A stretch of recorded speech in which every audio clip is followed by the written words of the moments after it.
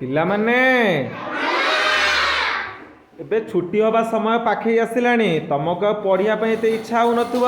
ତେଣୁ ଏହି ସମୟରେ ଆମେ କ'ଣ କରିବା ନା ଆମେ କିଛି ଯେଉଁ ପାଠ ଜାଣିଥିଲେ ଆମ ଓଡ଼ିଶାର କଥାକୁ ତାକୁ ମନେ ପକାଇବା, ଯେଉଁଟାକି ତୁମର ସାଧାରଣ ଜ୍ଞାନ ଭାବେ କାମରେ ଆସିବ। ତେଣୁ ମୁଁ ତୁମକୁ ଜଣେଇଥିଲି, ଦେଖିଆ କିଏ କିଏ ସବୁ ମନେ ରଖିଛ।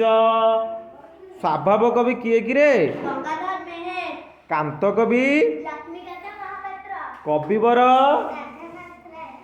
ଭକ୍ତ କବି, ସନ୍ଥ କବି, ବିଦଗ୍ଧ କବି, ଉତ୍କଳମଣି, ଉତ୍କଳ ଗୌରବ,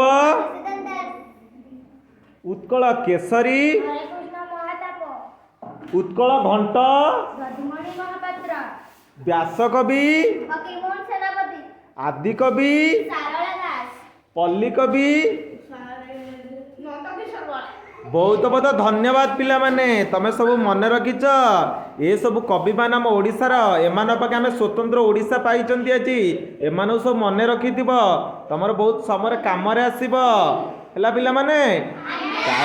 ହଁ, ବଢ଼ିଆ ସୁନ୍ଦର ଭାବରେ ମନେ ରଖିଥିବାରୁ ତୁମମାନଙ୍କୁ ଆଉ ଥରେ ଧନ୍ୟବାଦ। କାରଣ ଛୋଟ ଛୋଟ ମନରେ ବହୁତ ବଡ଼ ବଡ଼ କଥା ମନେ ରଖିଛ।